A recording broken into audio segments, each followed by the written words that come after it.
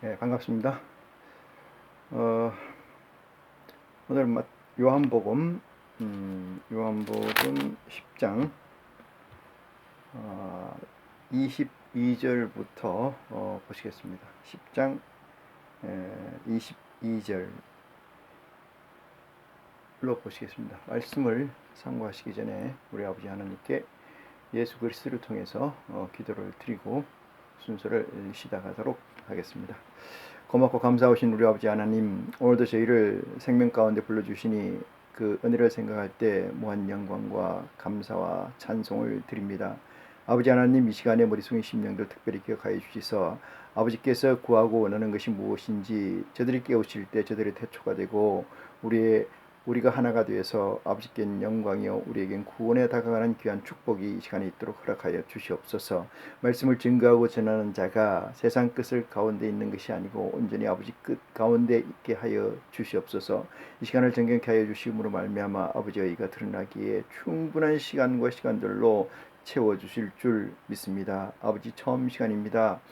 끝까지 홀로 영광 받으실 믿사오며 우리 주 예수 그리스도 이름으로 기도합니다. 아멘. 네. 10장 22절 말씀입니다. 예루살렘의 수전절이 이르니 때는 겨울이라. 이 수전절이라는 것은 교회를 짓고 성당을 짓고 또는 건물을 짓고 하나님께 그걸 헌당하는 예배를 수전절이라고 합니다.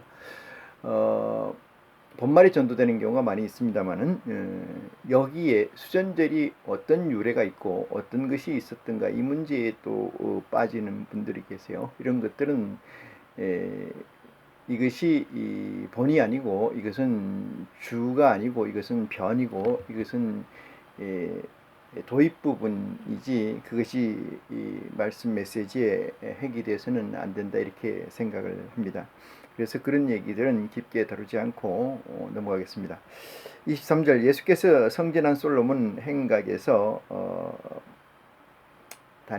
솔로몬 행각에서 다니시니 유대인들이 에워싸고 가로되 당신이 언제까지 우리 마음을 의욕해 하리나이까, 이렇게 얘기합니다. 우리의 마음을 의심에서 풀어주지 아니하겠느냐, 이렇게 유대인들이 그리스도를 향하여 묻는 것이죠. 25절입니다. 예수께서 대답하시되 내가 너희에게 말하였으되 믿지 아니하는도다, 이렇게 얘기합니다. 내가 내 아버지 이름으로 행하는 일들이 나를 증거하는 것이거늘 했어요. 내가 내 아버지의 이름으로 행하는 모든 일들이 나를 증거하는 건데 너희가 내 양이 아니므로 믿지 아니하는도다, 이렇게 얘기합니다. 조금 전에 앞에서 예수님께서 말씀하시기를 그 양이 어떤 양이든지 간에 그 목자의 음성을 알아듣고 목자일 경우에 쫓고 목자가 아닐 경우에 도망간다, 이렇게 언급해 주신 바가 있습니다. 27절입니다. 내 양은 내 음성을 들으며 나는 저희를 알며 저희는 나를 따르느니라, 이렇게 얘기합니다. 이 음성을 안다는 것을 좀 구체화시켜서 들어가 보면은 우리가 세상적인 부분에서도 조직이라는 것이 있고 회사라는 것이 있고 가정이라는 것이 있고 국가라는 것이 있는 것 마찬가지처럼 조직이라는 것은 제일 첫 번째 중요한 가치를 통일해야 되는데 그것이 언어의 가치라고 생각을 합니다. 언어의 가치가 통일되어 있지 않는 조직은 그 한 조직이라고 할 수가 없고 또한 근본적으로는 조직이라고 얘기할 수도 없다, 이렇게 말씀을 드릴 수가 있습니다. 언어 가치를 통일한다는 것은 사인을 같은 사인으로 한다는 건데 우리는 말을 서로 다르게 하면은 같이 있지 않는 사람이다, 이렇게 얘기를 할 수가 있습니다. 그래서 말은 의사소통을 전제로 하는 거죠. 커뮤니케이션, 소통을 전제로 하는 거기 때문에 말이 달라지면은 안 되는데 말보다 더 중요한 그 말 속에 담겨있는 의의 뜻이라고 생각하고 그것을 말의 가치, 말의 뜻을 우리가 함께하는 공유하는 관계가 아니면은 구조 구성원이 아니다 이렇게 얘기를 드릴 수가 있습니다. 말의 가치가 통일돼 있어야 된다. 그래야 조직이다. 그래야 한 집안이고 그래야 한 패밀리고 그래야 한 집단이다 이렇게 말씀드릴 수가 있습니다. 말을 통일하고 나면은 그 다음에 통일돼야 될 목표점이 무엇이냐면 시간값의 통일입니다. 시간값의 통일은 말의 통일에서 언어의 가치의 통일, 억가의 통일에서 깊어지면 깊어질수록 그것은 어떻게 보면은 순서적으로는 당연히 오게 되는 것인데 그것이 뭐냐면 시간의 통일입니다. 시간의 통일. 저와 여러분은 말로 고백하기를 우리는 나는 아버지의 양자의 아들이다라고 하면은 아버지는 어디에 계세요? 하늘에 계시고 하늘에 계시는 것은 처소를 얘기합니다만 그 처소에서 쓰이고 그 처소에서 불리고 그 처소에서 소통되고 있는 언어의 가치를 우리가 쫓아 올라갔느냐 같이 하느냐에 따라서 하나님과 예수 그리스도의 복음을 메시지를 두드림을 찾으심을 우리는 인지할 수 있다는 거죠. 그렇지 못하면은 그 하늘의 존재 아버지가 예수 그리스도께서 우리를 아무리 찾고 부른다 하더라도 그 시그널을 우리는 이해하지 못함으로 해서 우리가 귀머거리가 되고 보지 못함으로 봉사가 된다는 사실을 저와 여러분이 깨우침 받는 귀한 축복이 있기를 원합니다. 또 시간과 통일이 되면은 시간의 가치가 통일이 되면은 그 다음 가치는 공간의 가치의 통일입니다. 첫 번째 통일은 언어의 가치의 통일이라고 얘기를 드렸고 두 번째는 시간의 값의 통일, 세 번째는 공간의 개념의 통일. 이것이 이루어지는 것은 우리가 바라고 원하는 천국이 이루어지는 것과 마찬가지라고 말씀드릴 수가 있습니다. 천국이 이루어지려면 이 세 가지의 가치가 통일돼야 되고 우선적으로 시작돼야 되고 우선적으로 우리가 해야 될 것이 언어의 가치 통일.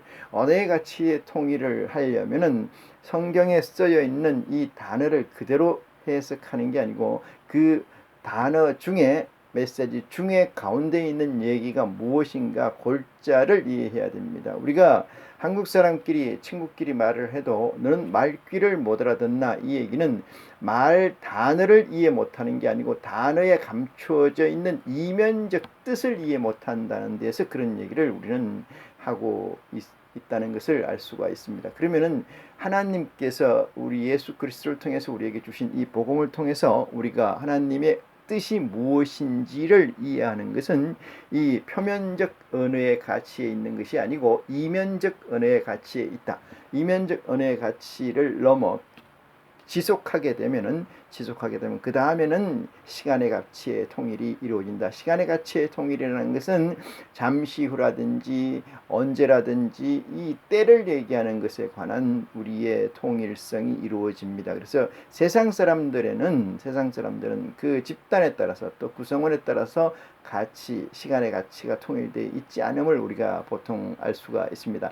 1시간 정도만 있다가 내가 갈게 이렇게 얘기하면 1시간이라는 개념은 포괄적 개념, 다시 말해서 객관화된 시간이라는 것은 시계를 들다 보면 알 수가 있지만은 사람 간에 쓰일 때 그렇게 가까운 사람 간에 쓰일 때 그렇게 디테일로 우리가 이해하고 있지 않다는 사실은 우리는 잘 알 수가 있습니다. 그래서 시간 가치의 통일이라는 것은 명쾌하게 언제 어느 때에 무엇을 어떻게 왜 이런 그 포맷되어 있는 어떤 로직 사실에 대해서 우리가 공유한다는 것은 대단히 놀라운 것이다 이렇게 말씀을 드릴 수가 있습니다. 그 다음에 공간 가치의 통일, 이것은 완벽한 퍼펙트를 우리가 이루는다. 그것은 우리가 하늘나라에서 이룰 수 있는 유일한 가치이다 이렇게 말씀드릴 수가 있습니다. 그래서 27절에 내 양은 내 음성을 들으며 나는 저희를 알며 저희는 나를 따르느니라. 이것은 적어도 두 가지의 가치는 통일되어 있고 그것을 예수님께서는 양이라고 불렀다. 이렇게 목자와 양 관계로 불렀다. 이렇게 얘기를 하면서 내 양이라고 했고 내 양은 내 음성을 듣는다. 내가 목자로서 하는 말을 듣는다. 이렇게 설명하는 것을 우리는 알 수가 있습니다. 28절입니다. 내가 너희에게 영생을 주노니 이랬습니다. 영생을 주노니 영원히 멸망치 아니할 터요 또 저희를 내 손에서 빼앗을 자가 없느니라 이렇게 이야기를 합니다. 전지전능자께서 주시는 말씀을 믿지 못한다면은 무엇을 우리가 믿을 수가 있습니까? 전지전능자 우리 아버지께서 하신 말씀이 진리가 아니면은 이 세상에 무엇을 가지고 진리라고 하겠습니까? 전지전능한 자의 말씀이 보화가 아니라면은 우리 이 세상에서 무엇을 보화라 지칭할 수 있겠습니까? 여기서 얘기하는 것은 내가 너희에게 영생을 주노니 이랬습니다. 내가 너희에게 영생을 주노니 이 영생이 형 이하학적 존재로서 있다라면은 문제가 간단해집니다. 그런데 유감스럽게도 이 영생이라는 건 형 이상학적 존재로서 우리에게 메시지화되어 있습니다. 이 메시지화되어 있는 것을 구현시키는 목표를 설정하는 것이 우리입니다. 구현해야 될 목표, 현현시켜야 될 목적을 우리에게 부여해 주셨다. 뭘로? 미션으로. 누가? 하나님께서 우리에게 부여해 주셨다. 이렇게. 이것은 복입니까? 저주입니까? 저는 놀라운 축복이라고 생각합니다. 그래서 영생을 우리에게 줬다. 이러면 영생을 어디에서 어떻게 무엇으로 왜 언제 주셨습니까? 라고 하는 그 메시지를 다시 한번 반복한다는 것은 되게 어리석은 일이죠. 왜 그렇습니까? 네가 손에 떡을 쥐고도 떡을 달라고 하느냐 이 얘기가 마찬가지입니다. 그 사람은 어떤 사람이에요? 중풍 들린 사람이나 치매에 걸린 환자이죠. 정상적인 사람이 아니라는 거예요. 왜? 자기 손에 들은 것을 남은 보는데 이 사람은 인지를 못하는 거니까. 다시 말해서 예수님께서 영생을 우리에게 주셨는데도 불구하고 뭘로? 복음으로 이 메시지를 주셨는데도 불구하고 그 안에서 영생을 보지 못함으로 예수 그리스도를 만나지 못하고 하나님을 만나지 못하는 어리석은 가운데 있다 이렇게 얘기를 합니다. 이렇게 얘기를 드리고자 합니다. 그래서 여러분은 어떻게 얘기하냐? 하나님, 주님, 여호와 자기 마음대로 소리쳐 부르는 거 아니겠습니까? 하나님이 내 속에 내 마음에 천국을 이루고 자리하고 계신다면은 그리스도가 그리하고 계신다면은 내가 그렇게 울부짖을 필요가 뭐 어디에 있냐 이 말이죠.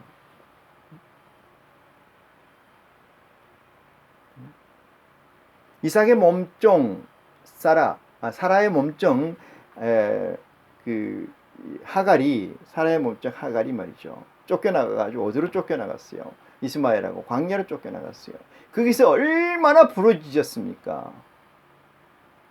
예레미야 선지자가 얼마나 울었고 사무엘 선지자 얼마나 기도를 했고 마찬가지 구약에 있는 모든 선지자들은 그렇게 울고 부르짖었어요. 그래서 먹혔어요. 왜 그렇습니까? 메시아 그리스도가 오시지 않았기 때문에 그렇습니다. 하나님과의 벽이 막혔기 때문에 그래요.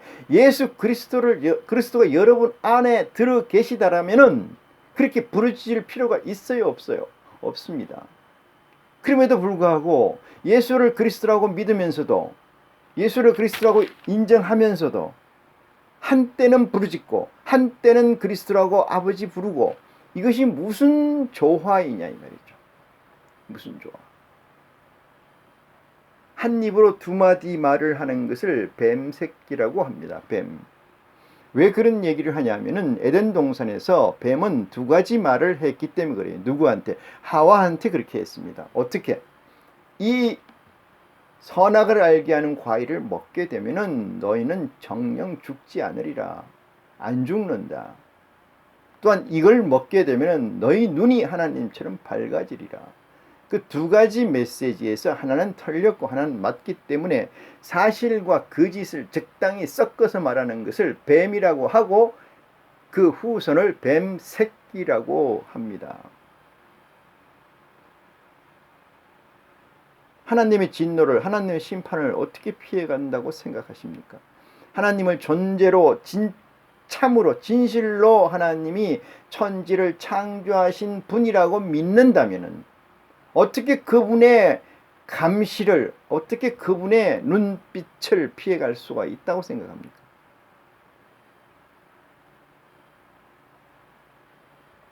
영생을 줬는데 이렇게 했어요.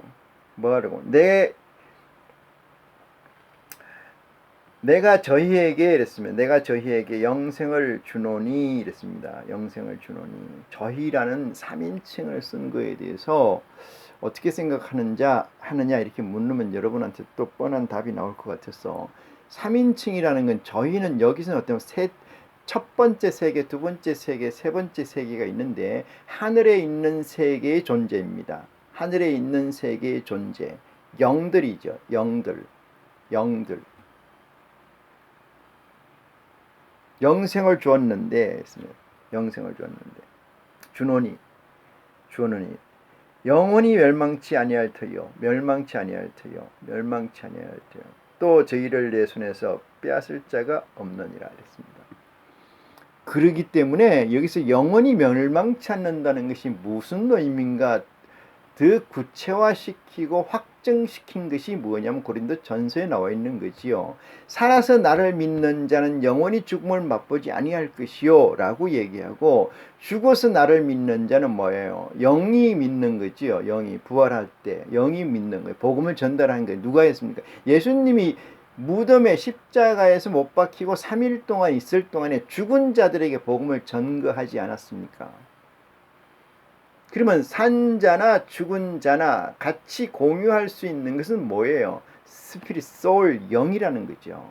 영. 그래서 이 육체는 무익하다는 것은, 이 육체로는 영생을 얻을 수 없다는 것은 이 육체가 변화체가 되어야 된다는 거예요. 변화체가 되기 전에는 그 영원히 존속되어 있을 수 있는 그 영을 담을 수가 없다 이 말입니다. 그래서 하나님께서 바울을 통해서 얘기한 거 아니겠습니까? 이 썩을 것이 썩지 아니하는 것을 잊겠고 사망이 이김에 삼킨 바 된 그때를 얘기하는 거지요. 그때. 그래서 내가 저희에게 영생을 주노니 영원히 멸망치 아니할 터요. 또 저희를 내 손에서 빼앗을 자가 없느니라. 누가 감히 빼앗으려고 시도하겠습니까?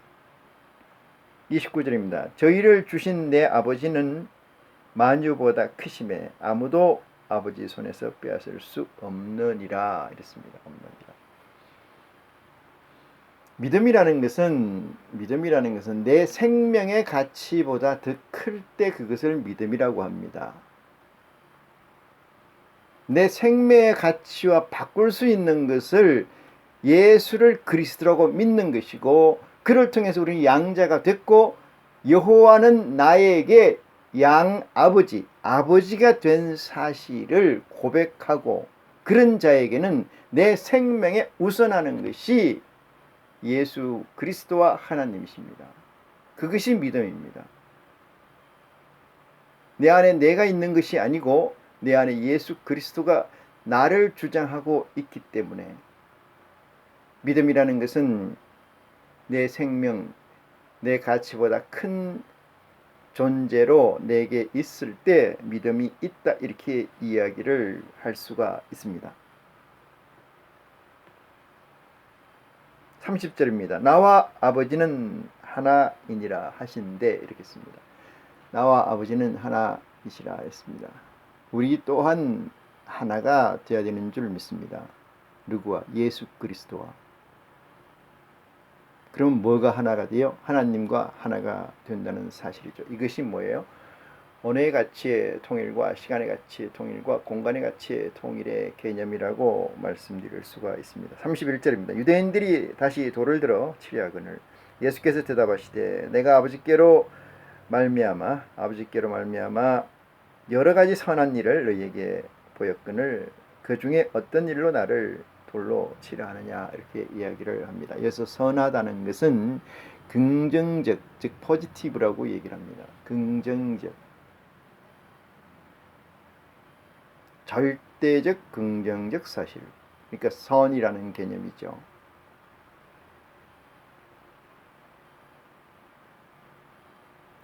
어떤 그 도덕의 무리들이 모여서 작당을 합니다. 한 목적지를 정하고 우리는 저것을 훔치자고 했을 때 그 도둑들의 입장에서 보면은 그 훔치자고 했을 때 마침 그 집에 개가 외출을 하고 밖에 나가고 없다든지, 그 창문이 마침 시건 장치가 안 돼 있어서 열렸다든지 이랬을 경우에 그것을 뭐라고 그래요? 도둑놈 입장에서는 긍정적이라고 하지 않습니까?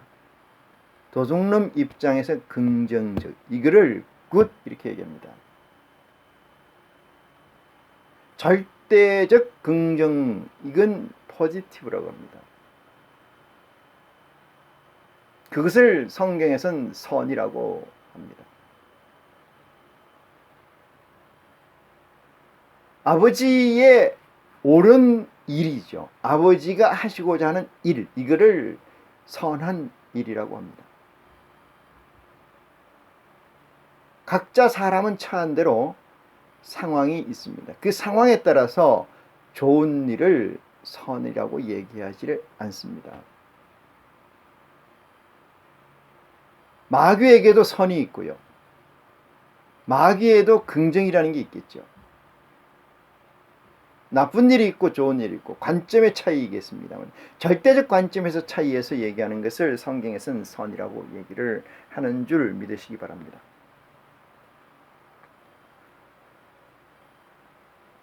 예수께서 가라사대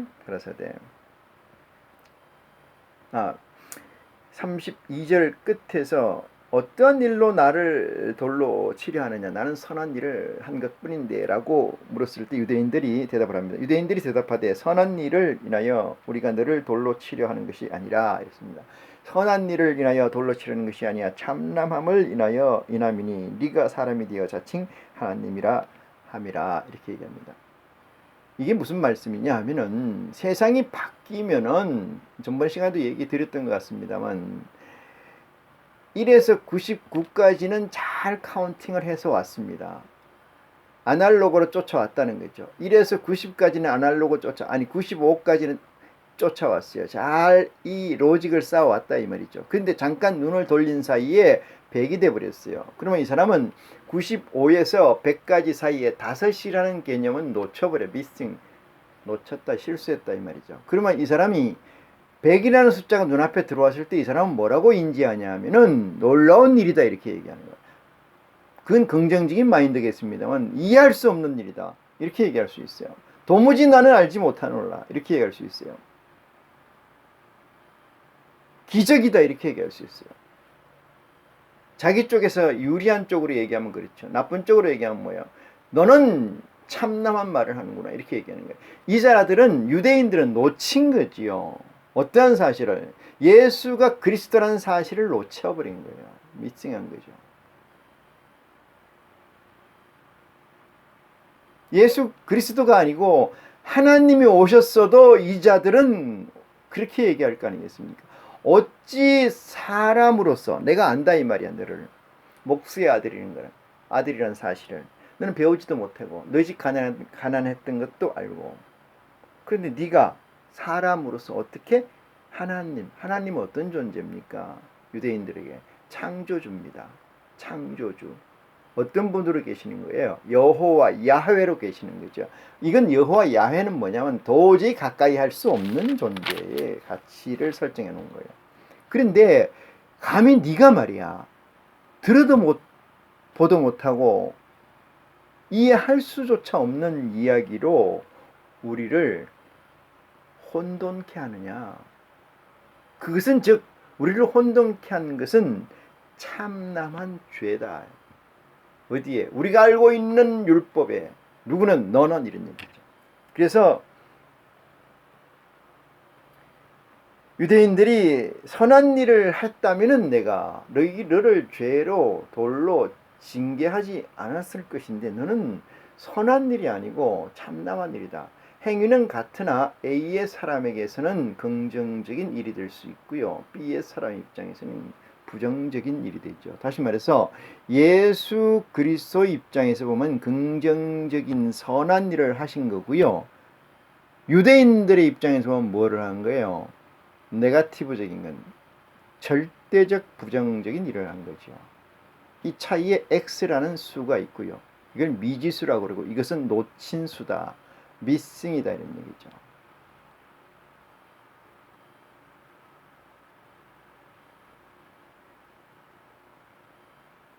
이 세상은 엄청나게 혼잡하게 만들어져 있습니다.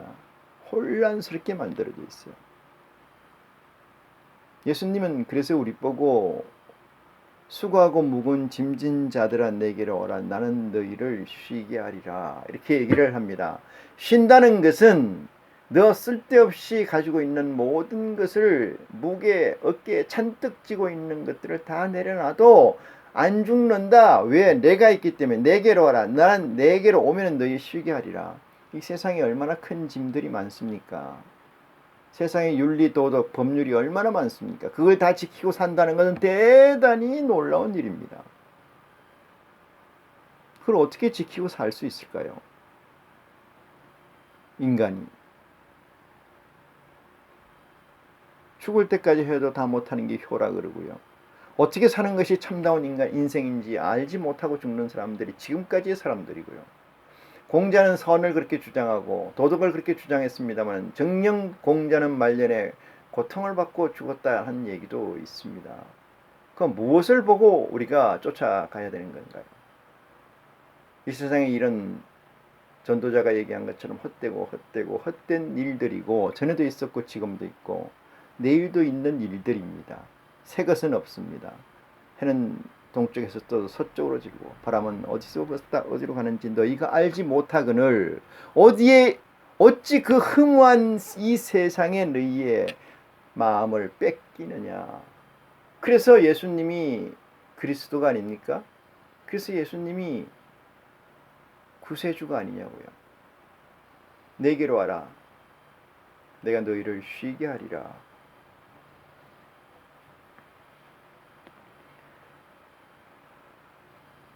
자, 하나님이라고 칭하는 하나님의 아들이라고 칭하는 것은 엄청난 사실이죠. 왜? 하나님 가까이 갈 수가 없는 존재인데 누구를 봤다는 거예요? 하나님 아들을 봤다는 거죠. 논리가 이들에게 없다. 이렇게 이해를 하시는 게 맞다. 이렇게 말씀드릴 수가 있습니다. 34절입니다. 예수께서 가라사대 너희 율법에 기록한 바 내가 너희를 신이라 하였노라 이랬습니다. 내가 너희 율법에 기록한 바 이랬어요. 이것은 아마 시편 얘기를 인용하신 것 같은데 너희 율법이 기록한 바 내가 너희를 신이라 하였노라 하지 아니하였느냐 이랬습니다. 신, 네가 어떻게 신의 아들이냐 이 얘기를 한 거를 예수님께서 말미를 잡고 그 말 꼬리를 잡고 얘기하시는 거예요. 35절입니다. 성경은 폐하지 못하나니요.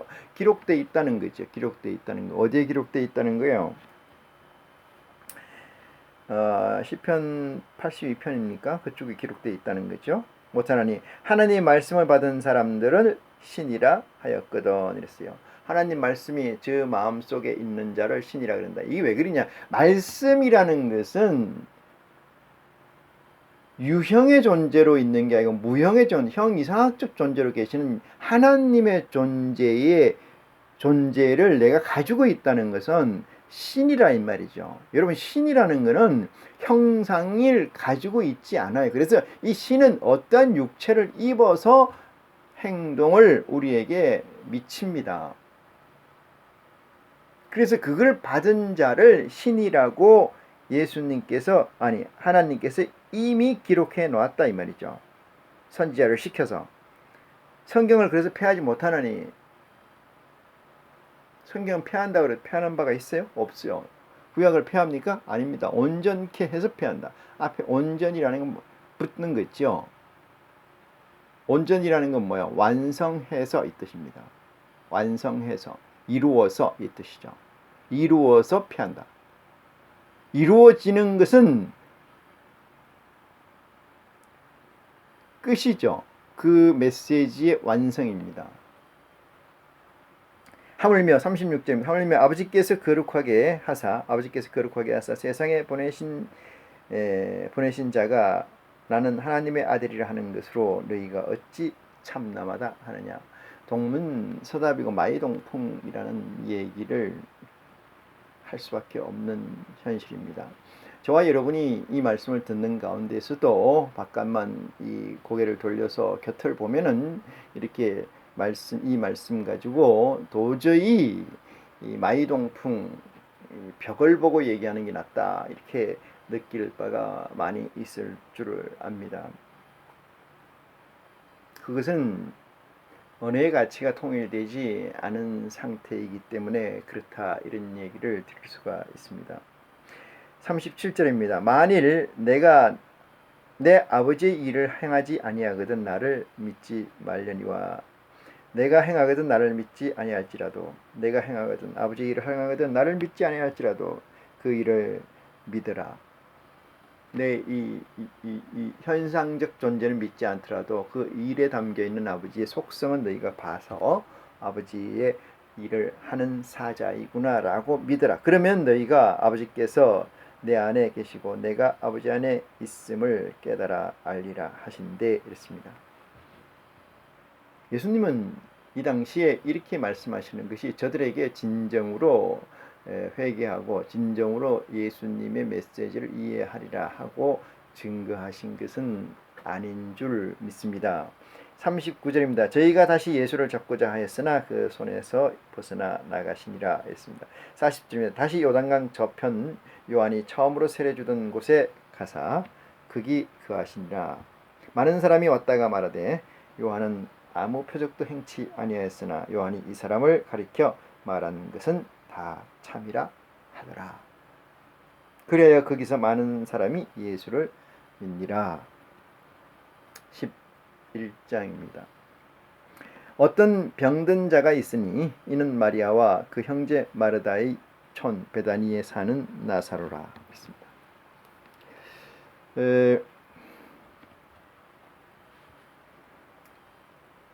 그 말 중에 말이라는 게 있죠. 말 중에 말. 아까도 말씀드렸습니다만은 이 어떤 소포를 받았을 때 소포를 우리가 택배로 받았을 경우에 이 안에 있는 겉은 아무리 포장이 좋아도 핵심은 뭐예요? 그 속에 있는 거죠. 그 속에 있는 것.